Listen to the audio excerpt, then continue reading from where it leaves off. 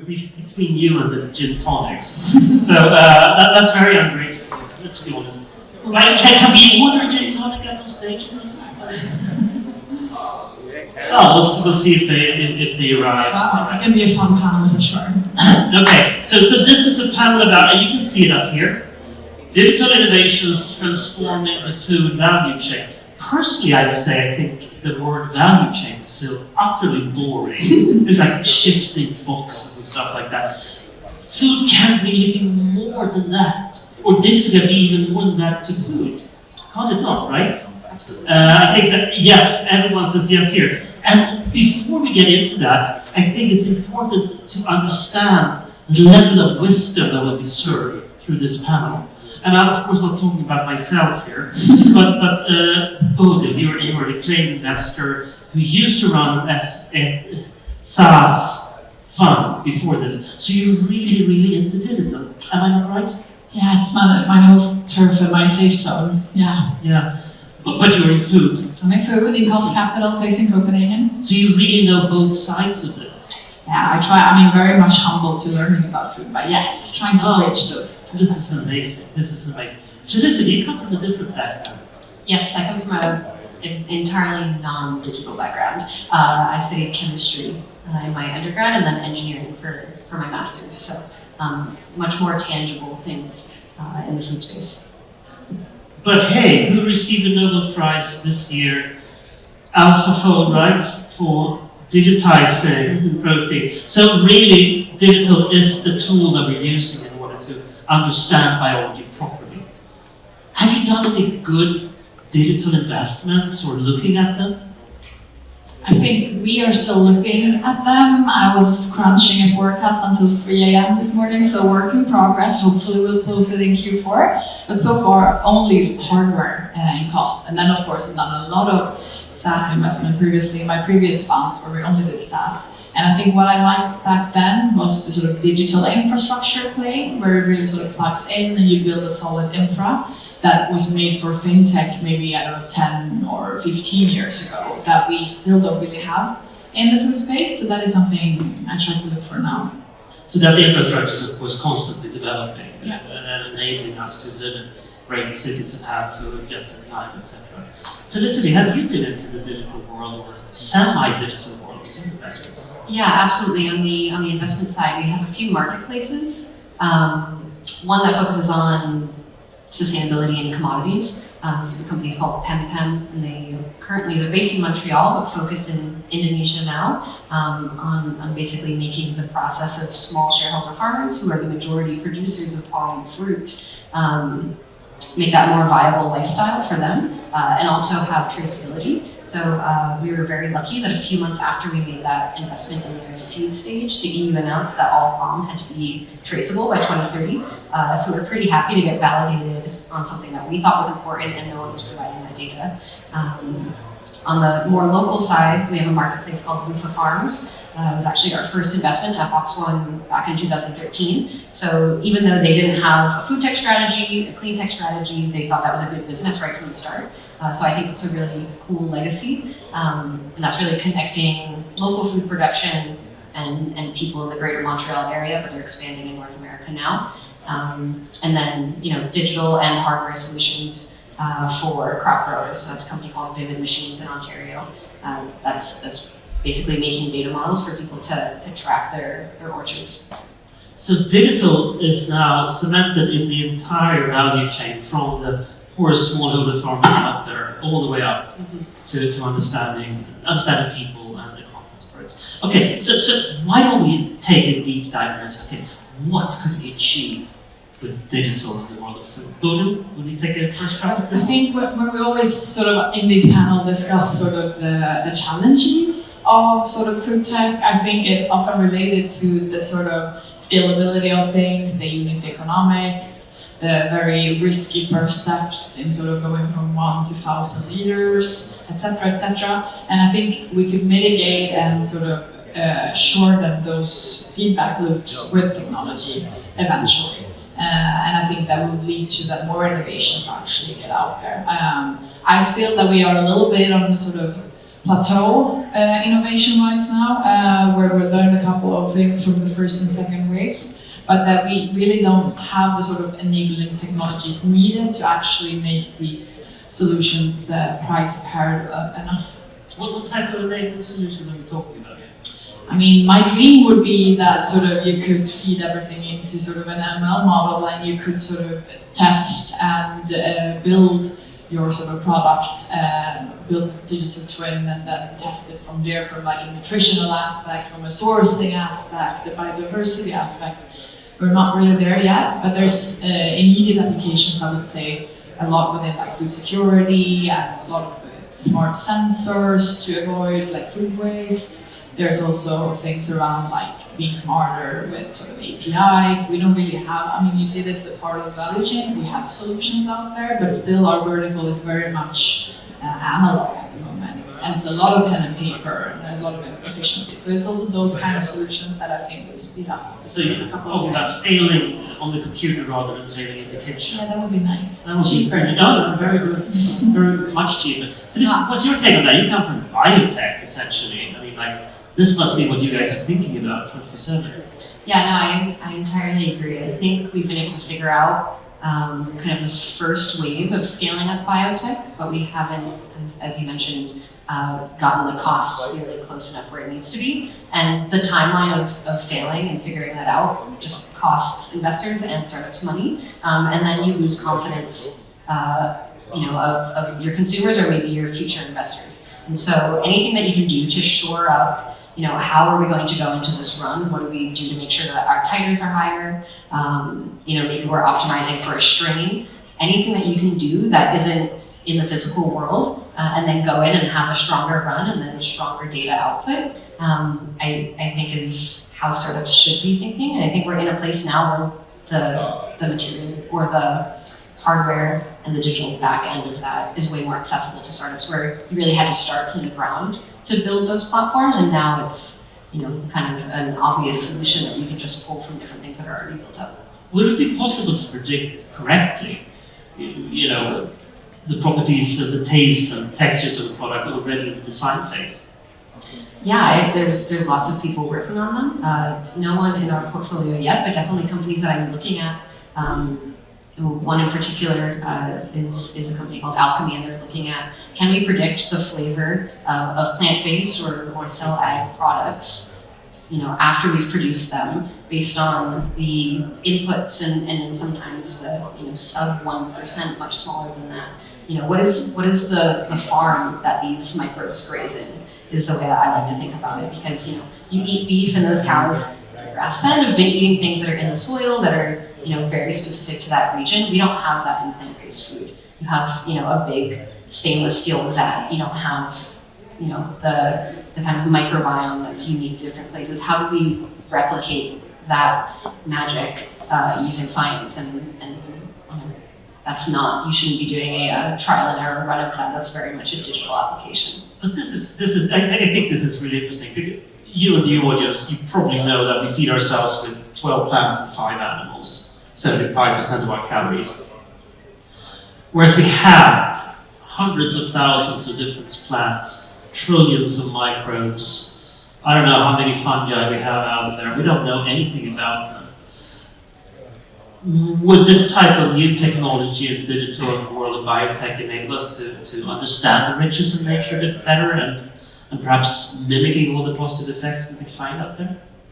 Yeah, absolutely. And I think that goes across lots of different species types, whether you're looking at fungi, whether you're looking at algae, yeast. I think high throughput analysis only works if you have a strong digital backend to make sure that you're looking at that data and then understand what you're looking for. And then maybe what you're looking for today, is not something useful. You go back and you can pull out that digital twin that you've created or the results of that and find something maybe 5 years from now, this is a better product line for us, or this is something that's interesting to pursue. You're nodding, though. Yeah, I think this is really exciting. I haven't found it yet. We're thinking about building it in our studio, but we also have planetary boundaries, right? And we are in the physical world. We invest in hardware, and in whatever company we're looking at, we always ask about their supply chain and their sourcing. And even though now companies come with, yeah, we use this crop instead, yeah, well, then that crop, if it scales, that will also run out. So sort of utilizing also the more regional resources, being able to mitigate, being able to forecast much better, and sort of incorporate that in your product development. That is something that I would love to see. That should be easier, not easy, but easier to build, powered by ML. Wow. So this means that when we construct the food of the future, we basically will have an unlimited pantry. Theoretically. Theoretically. What would that lead to? Is it nutrition? Is it sustainability? Is it taste? Where do we see this going? All of the above. I think maybe the ones that is, I don't know, hard to say. I mean, food is always tasty, but I think the nutrition aspect is very interesting, and sort of also power that also from a more sort of global feeding, sort of a global population aspect. I think that one is very interesting and very relevant as sort of pharma is also moving in that direction. Nutrition. Let's stay with this for a second. So Felicity, I mean, nutrition. It's not just what you eat, right? It's also how your body, reacts to it. Does this mean that we, through digital, also will affect the world of food through deeper understanding of human beings and how we react or how we break down metabolites? Yeah, I think we see a lot of that, right? I mean, with the Brian Johnsons of the world and the sort of hardware and the watches and the glucose instruments and all of that, I think that is just a scratch on the surface of the knowledge that consumer will have about themselves. And that will, of course, sort of power and push companies to move in that direction. And that, I guess, eventually would lead to sort of some sort of industry and also micro connection between, the gut and the brain. That is really, really fascinating. And the brain, so we can cure depression and other types of illnesses. Yeah, that too, and be very functional in how you eat. Okay. You agree with this? Yeah, no, we also have a longevity focus at Box One, and so it's I can be strategic on am I pushing this as a clean tech play, am I pushing this as a health play? My job is to convince myself that the company we're looking at, one, is going to have good financial returns, but two, is a good clean tech play. But very often I try not to remind my team of that because there's other things that we're interested in, and maybe there's other areas that there's a stronger play. I've got my bias on the back end, but understanding more about our own health, I think definitely goes hand in hand with planetary health, and so we can understand that more. I think microbiome is really interesting. I don't focus on consumer, so it's hard to get something that is not consumer focused in that space, though I think it's quite important. I think there's lots of overlapping areas in planetary health, human health, and then using data as leverage for both of those. To understand how you connect the two data sets, right? Those two data sets are immense. Perhaps we're talking about the two biggest data sets on the planet. Oh my gosh. Which of course means AI, right? Yeah. How much are you looking into AI? We do hardware, and I think there's a discussion also to have, maybe this is another panel, but sort of the first wave of the sort of last mile delivery and that food tech, which wasn't really, nobody wanted to take the responsibility of actually producing better food. So I think there's maybe something to that. But I think one thing that I try to ask founders is at least sort of understanding their sort of data capabilities and their sort of workflows and how they work with data and how they constantly sort of taking small steps into that direction. And of course, people always throw in AI on their pitch deck and all that, but I think it's about just being aware of it, incorporate it, and realize that is a part of sort of your value prop. Otherwise, I think it will be sort of easy to get behind. Well, we look at food then, because back in the days, so I've been around in food tech for quite a while now, there was always this tension between food producers, our farmers, people who do real food from nature, and then the tech geeks who came and said there's an alternative way out there. I think the resistance between these two groups have been broken down slightly. But I do sense that there's a new kid on the block here, and that's biotech. So will food in the future come from farming or from biotech in that sense? Because suddenly you sit on a toolbox that traditional food users don't have. I hope both. Even going back to when I declared my chemistry major, everyone was like, you care about the environment, why would you study chemistry? And I was like, don't you think people who care about the environment should understand chemistry so you can use those things together? And I think it's the same thing with food tech. If I just could snap my fingers and have things the way I wanted, I would remove animals from the industrial supply chain. I think for the planet, for our health, that's better. I do think there's also deep-rooted tradition. What's more human than farming? So I think there's actually still a place for farms that do good by the environment, by the people who are farmers. But as far as producing massive amounts of protein and maybe other nutrients, I don't think industrializing farming the way we have has been the right move. So I think it's actually going to be a separate stream where you can have maybe traditional cultural practices, smaller farms that focus on higher quality, environmentally responsible, rooted in the things that are beautiful about farming and agriculture. And we invest in agriculture, so I'm always looking for farmers who are PhDs that kind of understand the challenges there. But I'm also very happy to say, big steel vats can grow my food, and that's also a good path as well. And I think balancing both and understanding the needs and challenges of both is important as an investor. This is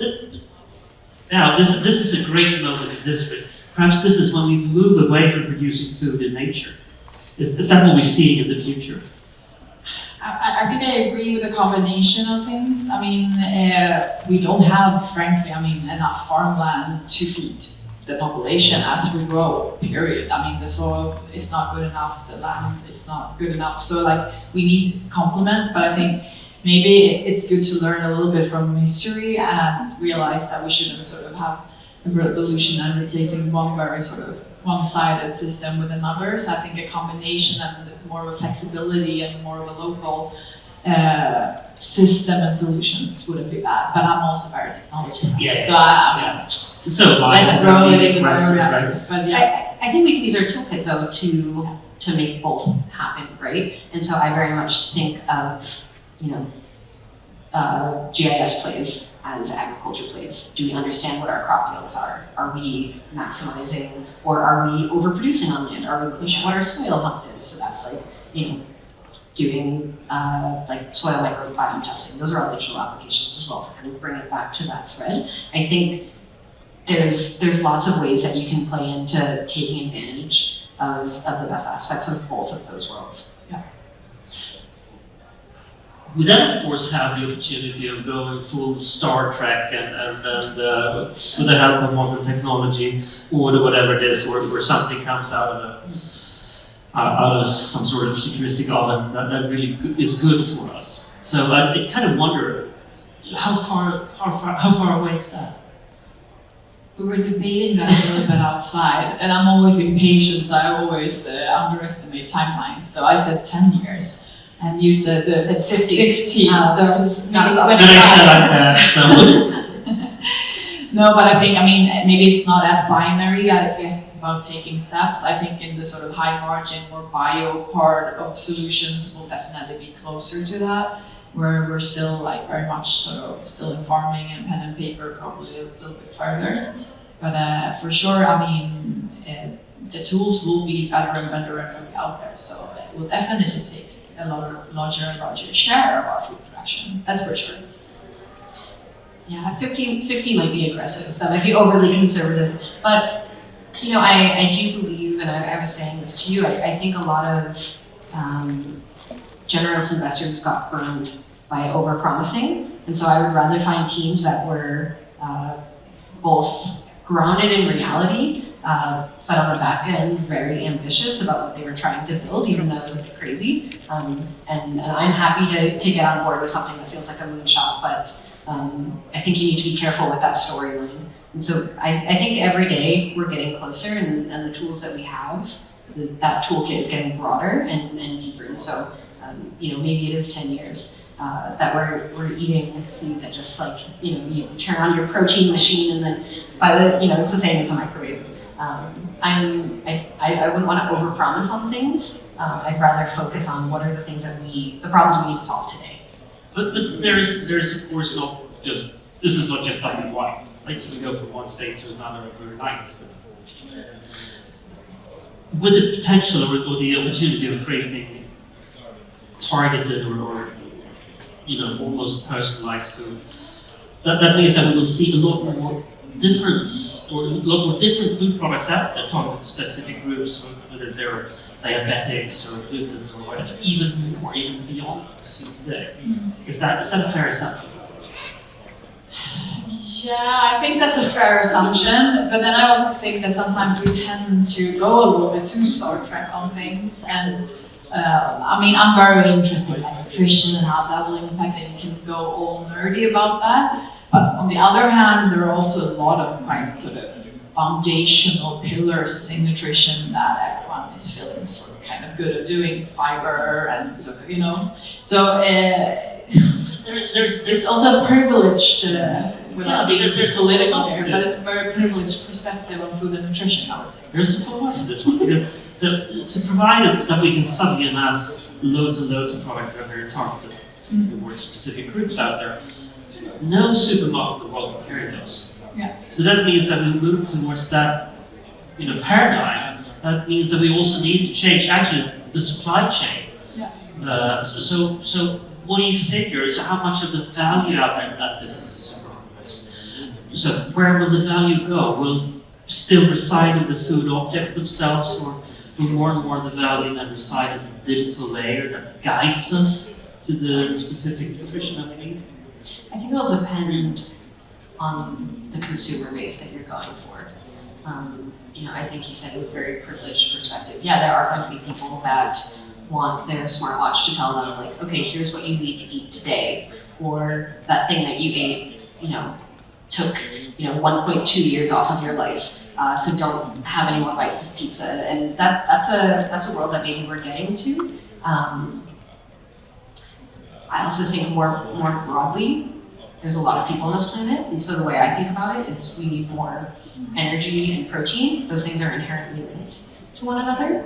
So can we be a bit more clever on how we're producing more of those? There'll always be a population that's looking for the more luxury aspect, and maybe that gets to the rest of us eventually. But I think it depends on how big of a market you're looking for. Is it more of that niche market that's looking for, I want to know every single biomarker, what my levels were on an hourly basis? I think that's definitely one user base that's really interested in that. But certainly not 7 billion of us. And so how do we make an effort to get to there? It's like to buy higher affluence. Yeah. Okay. So there was a couple of news coming out about it during the last 10 days or so. I think it was first that Super Meats, Israeli company, came out and said we can now do precision fermented chicken at price parity with real chicken. So I was like, oh god, so it's here now. And the second one was this German company coming out saying, yeah, so we're scaling our factories now for microbial proteins. We're aiming for a factory that can spit out 15,000 tons a year at the end of 26. And that is 600 million Big Macs if you want to have an equivalent of this time. So, are we here now?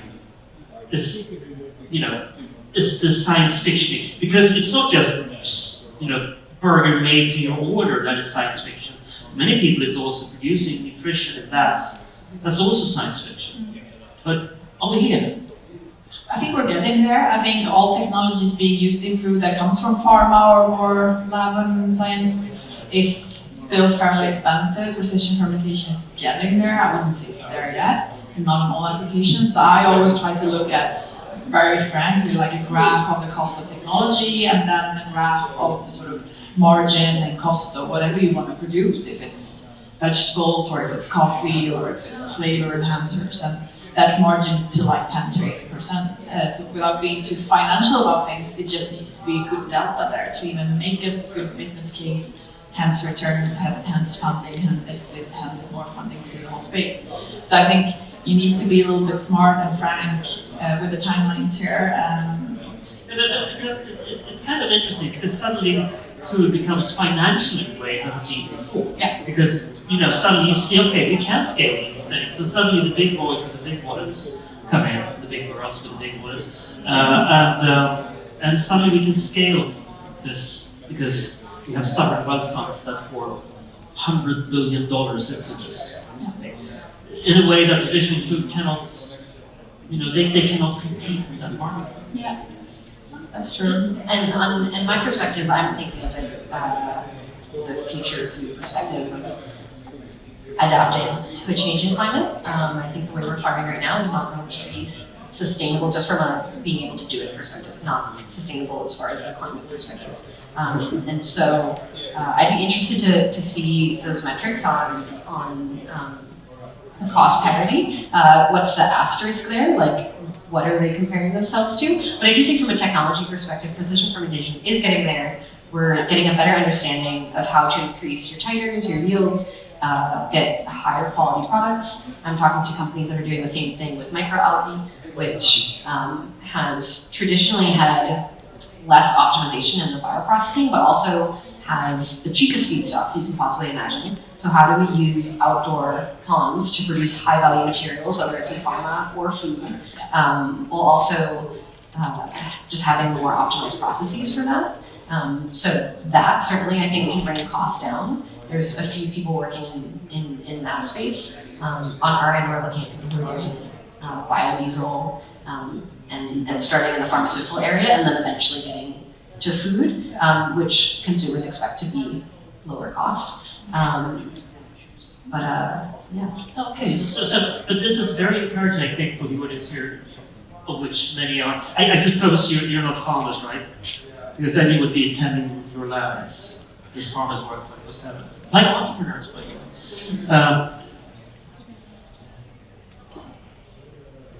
How long before the new line of food, defined as growing things in vats, etc., capture 10% of the market of food?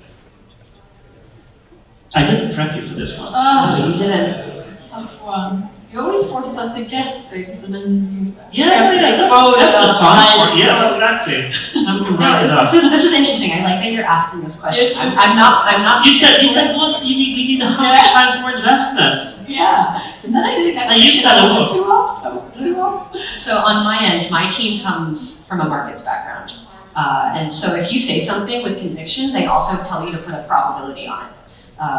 So you can't just say things willy-nilly. So I'm hesitant to answer this question because if I say, with a 70% probability, I think in the next 8 years we'll have precision fermentation, let's say protein, something chicken, that is the same cost as what you find in the grocery store. Someone from my team will come and follow up with me, and then I'll have to pay them on that bet. So I'm hesitant to say that, but I do think as far as precision fermentation and maybe some of these other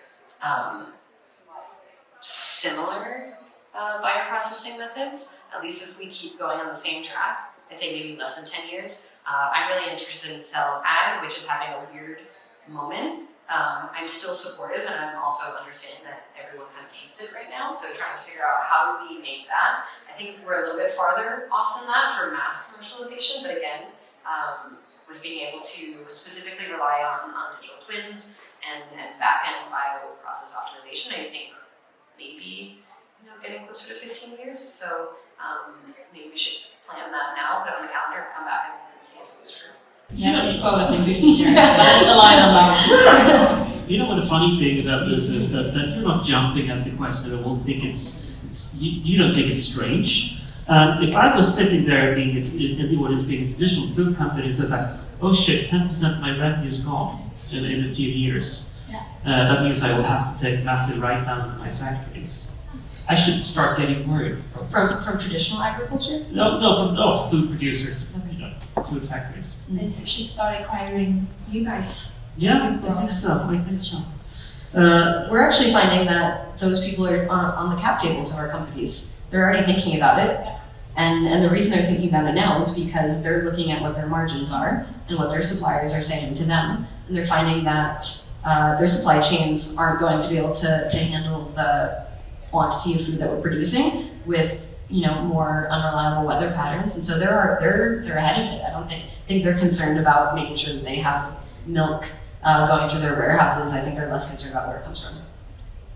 Famous final words. That was a I think. good. Yeah, I think so. Yeah, no. I think let's finalize this bit by saying, okay, so what we heard today is that digital is fueling the biological revolution.